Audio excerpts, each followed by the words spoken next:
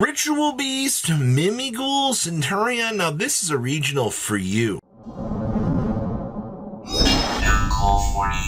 Make sure you guys smash the crap out of that subscribe button so you guys don't miss out on more content. Now this is, I think, by far one of the coolest breakdowns that we've had the chance to see in modern era times out here, because this is a lot of rogue.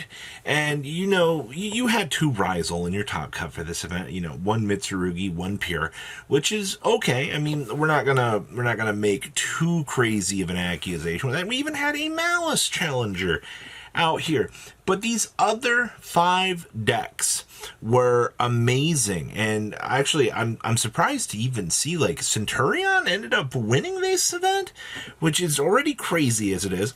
You also had 2 Ritual Beast decks in top 8, which I find that relatively shocking as it is. You don't hardly see things like Ritual Beast making a splash out here anymore. You know, Protos is a really stupid card. I mean, not a single one of us is going to ignore the fact that that's, you know, a very real threat. But as you're kind of looking around out here and looking at what's to come, it's shockingly interesting, honestly. And I'm pretty impressed by that. Now, we also had a branded challenger stepping up to bat. I'm a little bit surprised about that one. I feel like that's not something that we'd be seeing anytime soon. And we also had a Mimighoul deck stepping into the light out here as well. I mean, I personally think that Mimighoul has a really good Ryzeal matchup. I've watched it happen. I've watched that, you know, having your opponent not being able to get that Ryzeal monster to stick on the field can be the death of that deck. So, you know, if you've got an inherently strong matchup, you may as well be taking advantage of it and, you know, doing your thing with that matchup. But overall, I mean, 2 Ritual Beasts, 2 Ryzeal, Maliss, Centurion, branded Mimighoul. What a fantastic breakdown. Let's pass on over to Declan. So actually winning our event here was none other than the power of Centurion. Yeah, the standard pile, as we've been calling this. Now, interesting things about this list. We have the double Cosmic Blazer. I've noticed that most of these builds have been pretty much forced to kind of rely on the Cosmic Blazer out here as an approach to basically be able to close out the game. Once the second Cosmic Blazer usually touches down, you're probably winning that matchup. That's just kind of how it has been for a little while, and I like that a lot. You also do get to see we are playing the Flamber's Dragon down here. I'm also very surprised to see that we're not dedicating a slot to the Chorozo. I like Chorozo a lot in this deck. I think it's a very good Freak Center, but you know, you're relying on the brand or the Bestial stuff to kind of get the deck going in here. And of course, nice deck lockdowns down there in the side. That's a nice little touch, actually. Okay, ooh, we have Mitsurugi for you, the second, or supposedly one of the craziest decks in modern era times. I see that we're playing 2 Ghost Ogres in this deck. That's a cute little tech choice. I haven't really considered rushing out and playing Ghost Ogres in this deck, but if you feel like that's a tech choice, then you may as well be considering it. I also see double twins down there, so you can do all the stupid loops.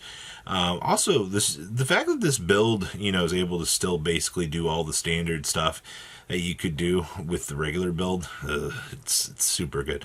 Also, only 2 sword in this deck, which is fine. 1 purple, 2 red for the Mitsurugi. We are actually playing the secondary ritual one here. I know a lot of people tried to cut that for a week or 2. I don't think that was correct. I think you want to actually be having the 3 rituals in here. No matter how many bricks those things can actually cause, I think that there's still cards that, you know, do effectively help and promote the game plan. Ooh, we have Pure Ryzeal for you. Now, this is actually a shock to me.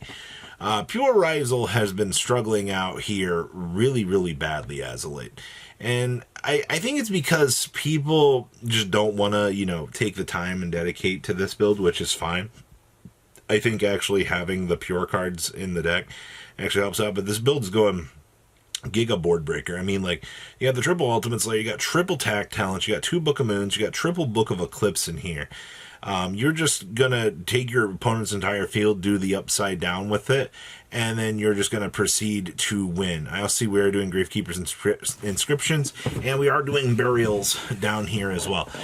For a pure Ryzeal deck, I think that this is a lot different than what a lot of people are kind of used to seeing. And, you know, having some actual changes in the meta, or actually having some people testing the waters with things, is good. Next up here we have Ritual Beast, and this is refreshing actually. To actually see a top 4 Ritual Beast finish in this current day and age is really good. But Maliss has been getting pushed really hard out of the meta right now, which has kind of allowed, you know, something like this to kind of oddly show up back into the meta and do its thing. Because, you know, this deck needs Shifter to resolve. If you get Shifter to resolve in this deck, you're off to the races. You get an insane chance to do some incredibly stupid stuff. It honestly makes this deck, you know, kind of look a little bit crazy at the end of the day. I also see we're doing some crossouts in here, which is good. In terms of what we're dealing with this build, I don't think there's anything wrong here. You still rolling out Protoss, you're still doing all the stupid things you've got. You have the strong backing of all of your hand traps. They managed to get this build down to 40 cards, which is very refreshing. And it's also good job on your top 4 finish. Now, our second Ritual Beast came in at top 8, which also is pushing 41 cards. You know, we have a tech choice change out here, which is fine. I also see that we are doing steeds in here, which is pretty good. What else are we doing here that really sets us apart? I do see that we are doing crossouts down in the side deck. I guess that there's going to be a couple of matchups that aren't going to be necessarily the greatest favorable for you, so you need to have those particular power cards to kind of clean up those things. So that's also going to be pretty important. We've also got the Ultimate Slayer down there, playing 1 Ultimate Slayer with 2 tack talents and 2 thrusts to be able to go into to kind of clean up those options away from your opponent. So and that's kind of cool to actually be seeing, you know, those options and what we're able to do to actually handle that. Outside of that, I mean, 2 Ritual Beast decks back to back. That's actually very refreshing to actually see. Next up here, Bestial, Albaz. Yeah, this is just Fallen of Albaz. Good stuff. We're doing triple Brandon and High Spirits now. Okay, I see that we were a little bit short from hitting that 60 card quota in here for some reason, but you know, that's okay. In terms of things, I see we're doing Maximus in here with the Nadir Servants, so triple of those. We're adapting kind of what we've seen some of the other cute little variations in the meta trying to do right now.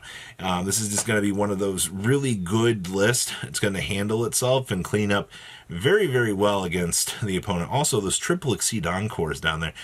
Detonator can be a very unfun card, man, and I'm telling you, you gotta find as many good cards as you can to be able to deal with it.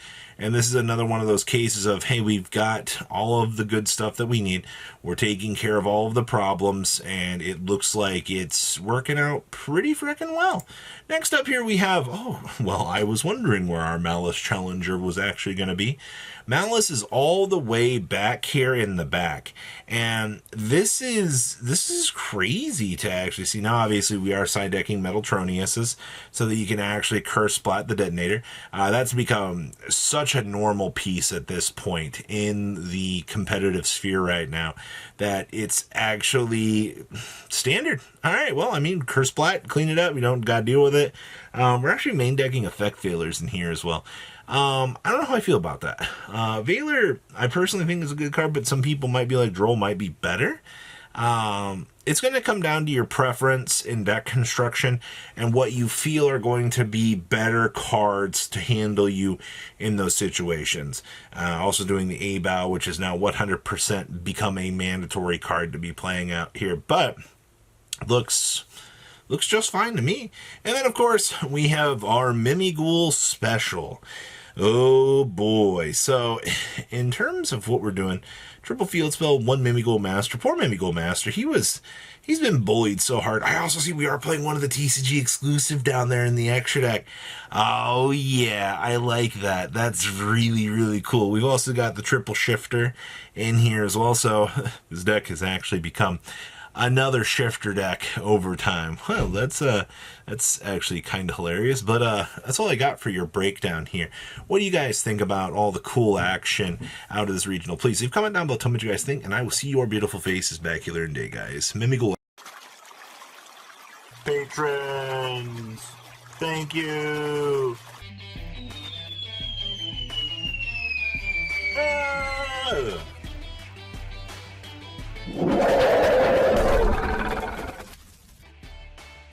Thank you so much for watching. Check out these other videos.